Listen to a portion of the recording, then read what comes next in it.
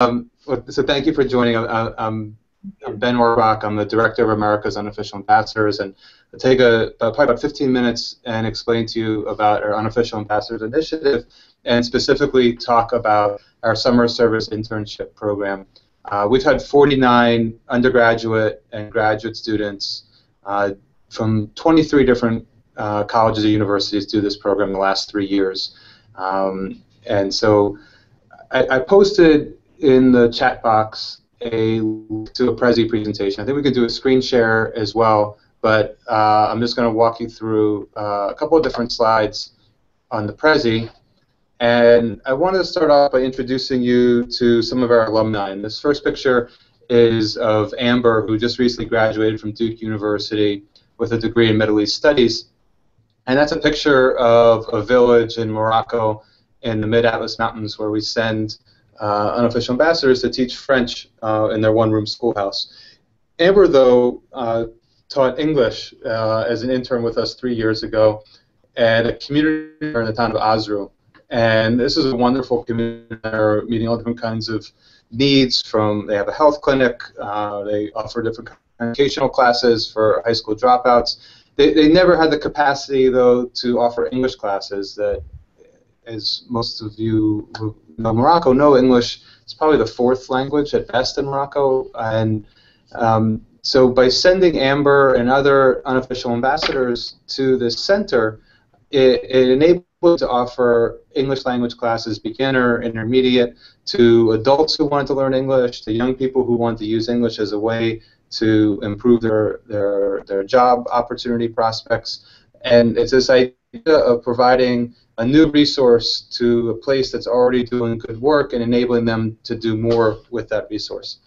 Another example, one of our alums is Lisa Lott, and she's just graduated from Georgetown, where she played tennis, and she earned a degree in international public health. And we sent Lisa Lott to Zanzibar to teach chemistry in public school. We have a relationship with the Ministry of Education there, and so every summer we send English teachers, science teachers, computer science into these schools, which have very limited resources, and they teach these classes, and they also run various after-school clubs with the students there. Another example, this is Oksana, who is a pre-med student at the College of New Jersey in Trenton, and 2 summers ago we sent her to Tajikistan to intern with the only autism NGO in Tajikistan. And autism is treated, unfortunately, like a disease in Tajikistan, and autistic children and adults are institutionalized, and they really receive no specific care as related to autism.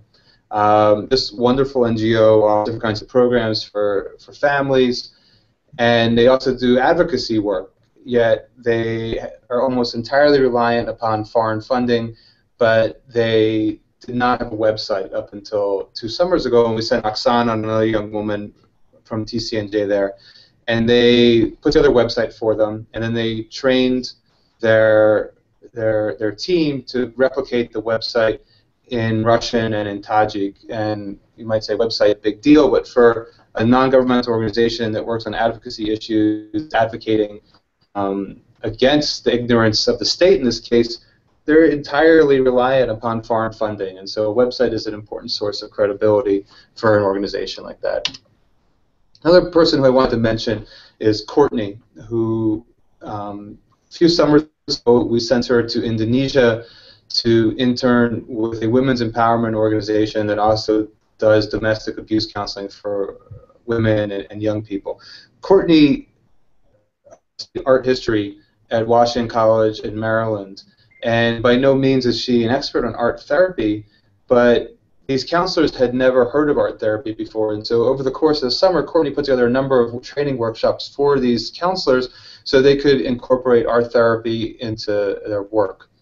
The reason why I start with our alumni and these different individuals is that my hope is that for the students who are watching this and for professors who are thinking about their students is that you can put yourself in these other young people's shoes, and you can see that you have an opportunity to make a difference. I've put our mission up here that we're part of a not-for-profit organization in Washington, D.C., and we have this vision where Americans from all walks of life strive to build mutual respect, prosperity, and dignity with our counterparts in the Muslim world.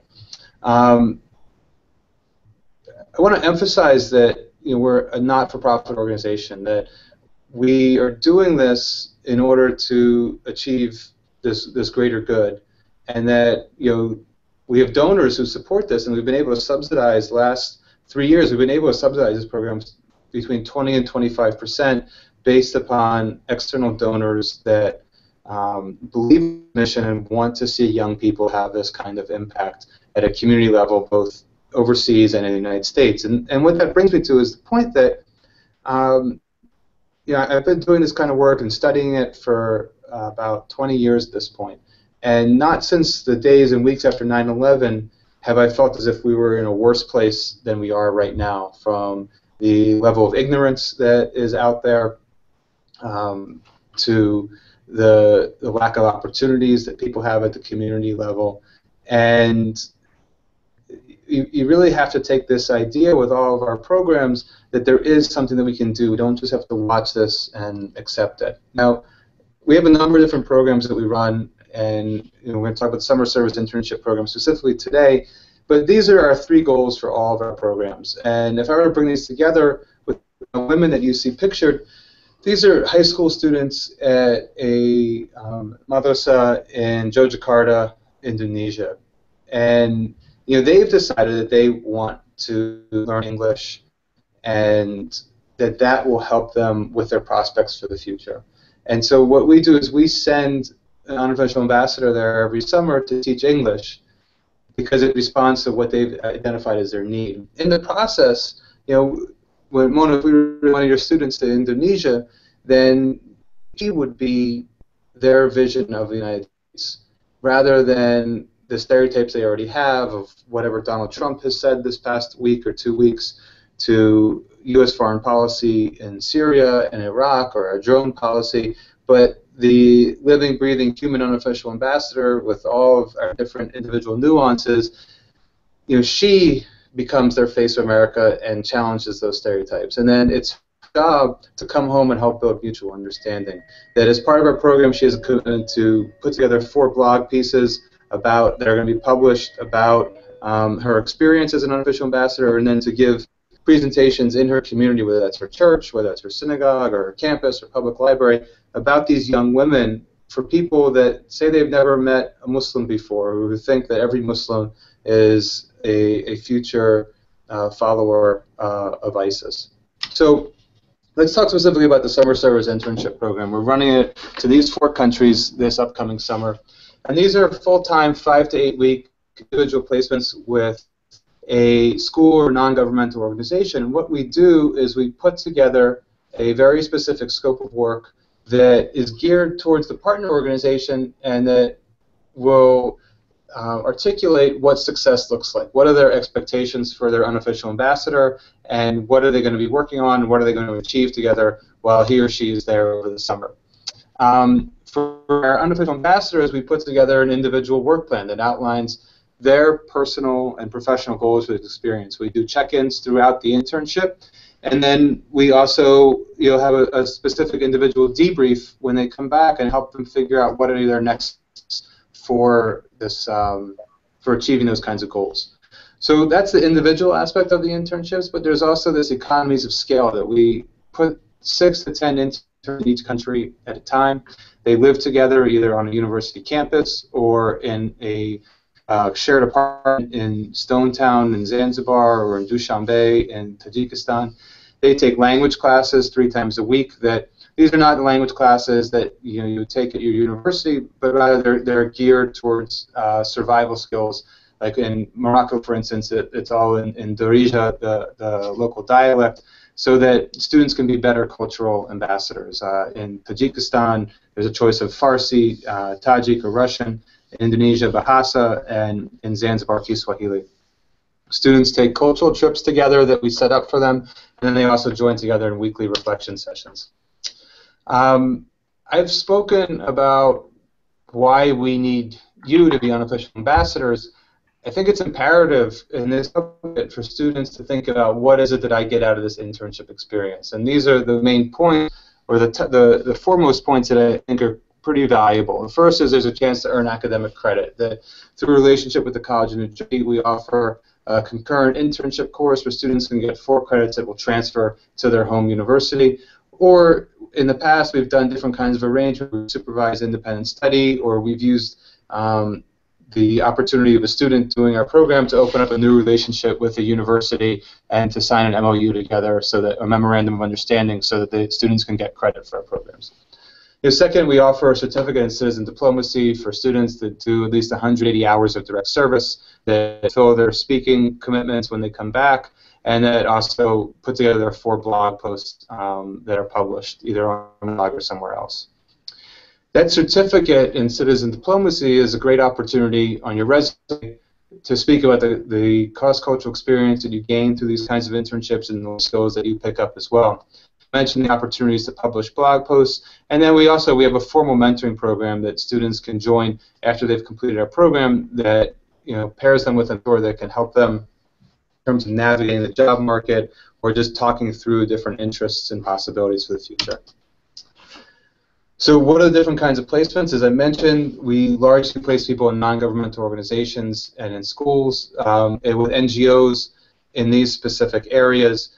One thing I'll say is that the opportunities to intern with an NGO are really quite substantial in terms of the work that you would get as opposed to if you intern with an NGO in Washington, D.C. I don't know a lot of NGOs in Washington, D.C. that are going to ask an NGO to design their website, but by nature of you being a native speaker of English or a very good speaker of English, you're asked to do certain things like that, or you're asked to provide different kinds of resources or skills that you're able to come up to speed on that these NGOs are lacking. With the schools, I think the common misconception is that if you do an internship teaching in a school or in a community center in one of these different areas, that you have to have a lifelong ambition to be a teacher. And we do get interns who want to be teachers, but the point I always make is that a school is a window into the rest of a community. And so if you're interested in public health, if you're interested in international development, if you're interested in any aspect of history or sociology, that when you're spending all day at a community center in rural Morocco or in a public high school in Zanzibar and getting to know your students and learning about the community, that's an invaluable experience. That's an insight that you would never get sitting at a research center and studying a very specific issue, which is also good, but just different. And finish up by saying that so many administrators and professors are looking for signature experiences for their students to finish out at Arizona State or at UCLA, and to have that be the hallmark of their time there and what they think about. And these kinds of programs, they are that experience in terms of the impact that our unofficial ambassadors have in other people's lives, but the impact that they have on their own life and their own trajectory in terms of the friends they meet, perhaps the life partners, who they meet as a part of these different kinds of consequences on these different kinds of programs, but the interests that they develop, and really the path that they head on into the future. And so a picture is worth 1,000 words is a picture of Emma, another Washington College student, and one of her students in Zanzibar where she taught English. And I think it just sort of speaks for itself in terms of what these kinds of programs accomplish. So let me leave it there. This is a picture of a volcano in Indonesia. That's one of the trips that our unofficial ambassadors do who go there. And let me see what kind of questions. Well, Mona, you're in our chat room with us. So Mona, what kind of questions do you have and that I can answer? Yeah, thank you very much for this introduction. Very useful. Thank you. Sure. Okay, so I have actually the first question on the what they study there, when you mentioned the language classes and the cultural things. Can I have more details on this? Like you said, Yeah. like in Morocco, it would be more of a survival skills in Darija, but Right. then how many levels, and also what other courses do they have? Because this would be like related to the academic credit when they would Right. return to see Boulder. Yep. So for, I just want to flip ahead. We'll get to safety probably in a minute or two. So for the summer program, because we also have a semester program in Morocco as well. For the summer program in Morocco, the language classes are not for credit. And so they're offered at El Akhwain University, and it's one of their Arabic instructors actually who worked for a long time as an instructor for the Peace Corps. And the classes are for about an hour and 15 minutes, 3 times a week at the university, and the students live at the university at the same time. And it's a 5-week class, and it's focused on Darija and survival skills. They actually, in the summer program, students do not take other or any academic classes aside from the potential internship class that they would register for at the College of New Jersey. With our semester of service program, what we've done is we've taken the summer program and we've turned it into a full semester abroad. And so with that program, students' internships in Morocco specifically are 15 hours a week, and then they take 2 to 3 humanity classes. Actually, at El Akhwain University, they would take 3 classes, including Arabic class. And so that could be history of Morocco, or political science of the Middle East and North Africa, whatever it may be. And so they get a transcript of 9 credits from El Akhwain University, and then they take the internship class registered through the College of New Jersey for 4 credits. And so and we can send you more specific information on the semester program. We run this in both the fall and in the spring, and our deadline for Morocco is going to be coming up in May for the fall. The program in Indonesia is a little bit different because the internship is 25 hours a week, and the classes, the humanities classes, it's 2 classes. They only meet once a week for an hour apiece. Mm-hmm. And in this full semester, the fall or the spring, so they study MSA or also Darija? They study MSA. So whatever, they do a placement test at the beginning of the semester when they arrive, and then whatever they place into, they have Arabic 3 times a week. I think it's an hour or a little bit more than an hour each class. Okay. And but then why you said in the summer the language classes they will not have no credit on that? No, there's no credit because it's either a 5 to 8 weeks depending upon which country, and the emphasis of the summer program is on doing the internship and the service at each partner NGO. And the last couple of years, because of the calendar and Ramadan, it's difficult to get full-time service in as it is, and then to build around a language schedule as well at the university, it's nearly impossible. And the emphasis for the summer program is really much more on the service piece, and then for the semester program, the service piece is key, but it's a full academic semester. Okay. And when they go either to the full semester or the summer, it's fully funded, or they would pay something, the student? They pay, and so the semester program is in Morocco. It's $13,100 for a full semester. In Indonesia, it's $13,750 for a full semester. And then for the summer program, there's a scale on our website. Let me get the link for you right here. And depending upon which country they went to and for how many weeks, it ranges. It's approximately $4,000, and that includes almost everything. It doesn't include airfare, and it doesn't include, Morocco doesn't need a visa. It does include some meals, but as part of the program, let me just go back to this other slide that I didn't know if I'd have enough time to talk about the safety, which is the most important thing. But it ties to this, that we have a full country coordinator in each one of these places who visits each site on a weekly basis, who meets individually with each volunteer. The housing is included in that program fee, and in Morocco, that's housing at El Khowein University on the campus. There's a partial meal plan.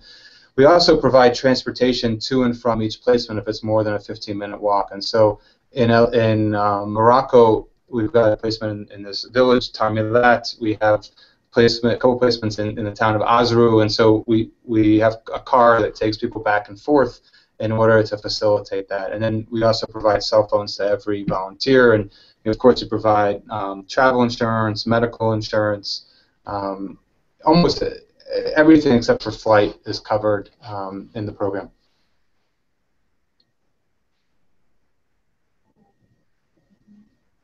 Okay. And is there, like, if you know, like, if they can apply for any scholarship that can fund this program for them, or there is no, like, scholarship they cannot? Yeah, so we offer partial, and when I say partial, I really mean symbolic scholarships to help people with a little bit of the fee. Like we have mosaic scholarships that people can apply for. They're $250 to $500. We also have a number, like, you know, this is we're putting this out to PAC-10 schools, like the Arizona State Honors College has $1,500 scholarships that they offer to their students who do this. And so there's always different kinds of internal resources at each school that we encourage students to seek out. And then we have a number of external donors who have provided $500 to $1,000 scholarships that people can apply for. What I mentioned at the beginning when I was talking about us being a not-for-profit organization, what we do is external fundraising for the whole program. And then, as I said, we've been able to raise about 20 to 25% the last 3 years that we take off of the program cost straight off of the top for everybody, so that we're subsidizing everyone to reduce the cost as much as possible. But there, this is always a problem, and we're always trying to improve our fundraising efforts so that we can take a larger subsidy. But it's one of the reasons why we really encourage people to plan in advance for these kinds of experiences that you need to save. And I'd also say that almost every year we've had a number of people who are on plans, which we do with people as well. And so we extend it out 6 months after the experience, where they do a monthly payment on their plan. Okay. Very good. And then after they return, they would join this mentoring program, or yeah. So here's what we do after when they come back, we do a group reflection session. We do an individual reflection session where we talk about the individual work plan, and that's with either me or one of the members of our team, and we talk about next steps. And then we have this mentoring program where we have a network of international development professionals and educators, and we have a series of structured conversations that we have our mentors do with our program alumni. But what has to happen with that is that the alumni has to opt into that program, because we have these people who are volunteering to be mentors, and so we need for our alumni to take it seriously in terms of what they're, these other people's time and that relationship. So, by and large, a majority of our alumni don't opt into that mentoring program right away. Like, what I've seen is that 2 years later, people want to have a mentor as they graduate from college, or they're thinking of the job market.